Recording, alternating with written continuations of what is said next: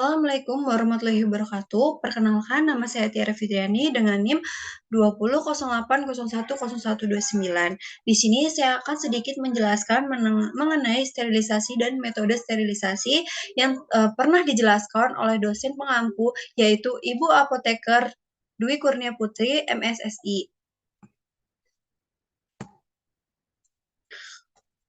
Jadi, saya akan menjelaskan, atau membahas beberapa mengenai sterilisasi tersebut. Yang pertama itu definisi sterilisasi dan tujuan sterilisasi, yang kedua itu definisi teknik aseptis, yang ketiga metode sterilisasi secara mekanik, yang keempat metode sterilisasi secara kimia, yang terakhir itu metode sterilisasi secara fisika. Di sini saya akan menjelaskan, mengenai sterilisasi itu sendiri. Jadi sterilisasi adalah menghilangkan semua bentuk kehidupan, baik bentuk patogen, non-patogen, vegetatif maupun non-vegetatif dari suatu objek atau material. Sterilisasi yaitu proses memusnahkan semua mikroorganisme termasuk spora dari sebuah benda atau lingkungan. Tujuan sterilisasi tersebut, ada 3. Yang pertama, yaitu untuk mencegah transmisasi, penyakit, yang kedua itu untuk mencegah pembusukan material oleh mikroorganisme, yang ketiga itu untuk menjamin produk bebas dari mikroorganisme atau steril sehingga kualitas dan stabilitas produk dapat terjamin. Yang selanjutnya adalah proses sterilisasi. Dalam menghasilkan produk steril dapat dilakukan dengan teknik aseptik dan beberapa metode sterilisasi. Nah, apa itu teknik sterilisasi? Sterilisasi adalah proses pembuatan sediaan steril dengan cara menghindari masuknya mikroorganisme ke dalam sediaan.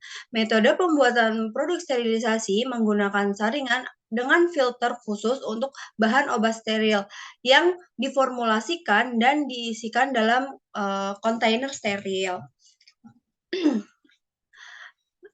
Metode sterilisasi itu sendiri dibagi menjadi 3. Yang pertama itu sterilisasi secara mekanik atau filtrasi, yang kedua itu sterilisasi secara kimiawi, dan yang terakhir sterilisasi secara fisika. Selanjutnya, sterilisasi secara mekanik. Yang pertama merupakan teknik sterilisasi dengan menggunakan suatu saringan yang berpori sangat kecil.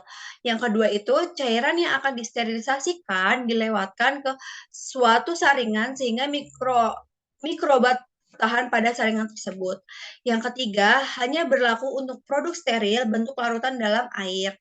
Yang terakhir, dilakukan secara aseptis sangat berguna untuk sterilisasi bahan obat yang termolabil, tidak tahan panas atau mudah menguap, misalnya larutan enzim dan antibiotik. Yang selanjutnya itu sterilisasi secara kimia. Yang pertama, yang sering digunakan senyawa kimia berupa gas formaldehid dan etilen oksida. Formaldehid baunya menusuk hidung dan mengiritasi, digunakan untuk menetralkan ruangan. Yang terakhir adalah etilen oksida, gas tidak berbau tetapi mudah terbakar dan penggunaannya dicampur dengan gas CO2 80-90%. Selanjutnya, sterilisasi secara fisika menggunakan oven atau panas kering beberapa metode menggunakan oven ini memiliki parameter suhu sebagai berikut. Yang pertama itu 140 derajat Celcius selama 3 jam, yang kedua itu 150 sampai 160 derajat Celcius selama 1,5 sampai 2 jam, yang ketiga itu 180 derajat Celcius selama 1 jam, yang terakhir itu 200 derajat Celcius selama 20 menit.